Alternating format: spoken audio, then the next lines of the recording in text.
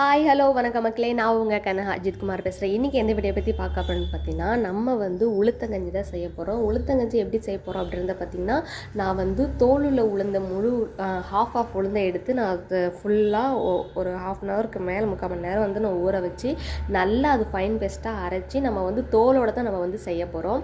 தோலோடு செஞ்சால் தான் ரொம்ப ஹெல்த்து. ஒரு சில பேர் தோலோட விரும்ப மாட்டாங்க. சரி வாங்க எப்படி பண்ணுறதுன்னு பார்க்கலாம்.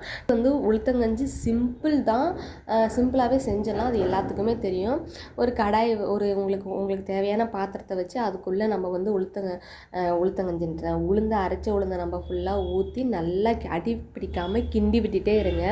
கிண்டி விட்டுட்டே இருக்கணும். கையை நீங்கள் கொஞ்சம் எடுத்தீங்கனாலுமே அது ஒரு மாதிரி எப்படி சொல்கிறது, அடி லைட்டாக பிடிச்சிரும்.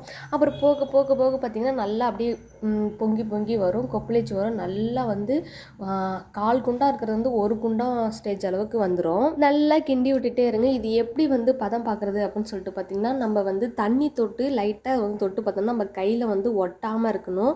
ஒட்டுனுச்சுன்னா இன்னும் கொஞ்சம் நேரம் இருக்கணும்ன்ட்டு அர்த்தம். சரி ஓகே, நம்ம மறுபடியும் தண்ணி தொட்டு நம்ம மறுபடியும் கொஞ்சம் நேரம் கழித்து நம்ம வச்சு பார்க்கலாம். மறுபடியும் பாருங்கள், கையில் ஒட்டலை அப்படின்னா நீங்கள் எடுத்துடலாம். அதுக்கப்புறம் பார்த்திங்கன்னா நமக்கு தேவையான சுகரை நம்ம ஆட் பண்ணிக்கலாம். எவ்வளோ உங்களுக்கு வேணுமோ அவ்வளோ ஆட் பண்ணிக்கோங்க. நான் கொஞ்சமாக தான் ஆட் பண்ணிக்கிட்டேன்.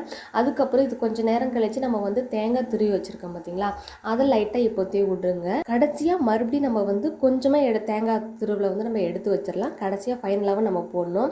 அதுக்கப்புறம் ஏலக்காவை தட்டி ஒரு பிஞ்சு உங்கள் கை சைஸ் அளவு உப்பு லைட்டாக சேர்த்துக்கோங்க. அப்போ தான் ஸ்வீட் கொஞ்சம் தூக்கலாக இருக்கும். கம்மியாக போட்டாலுமே அதே போல் கிண்டி விட்டுட்டே இருங்க, அடி பிடிக்காமல். நான் பார்த்திங்கன்னா கொஞ்சம் தேங்காய் அதிகமாக போட்டுட்டேன்னு நினைக்கிறேன். ஸோ அதனால தான் தேங்காவாக ஃபுல்லாக தெரியுது. சரி ஓகே பரவாயில்ல, இருந்தாலும் தேங்காய் போட்டிருந்தாலும் நல்லா டேஸ்ட்டாக இருக்கும் அப்படின்னு சொல்லிட்டு எல்லாத்தையும் செஞ்சு முடிச்சுட்டு நம்ம அம்மாவுக்கும் நான் கொடுத்து விட்டுட்டேன். நெக்ஸ்ட் பார்த்திங்கன்னா உளுத்தங்கஞ்சி ரெடி ஆகிடுச்சு. இதை நம்ம சாப்பிட்றலாம்.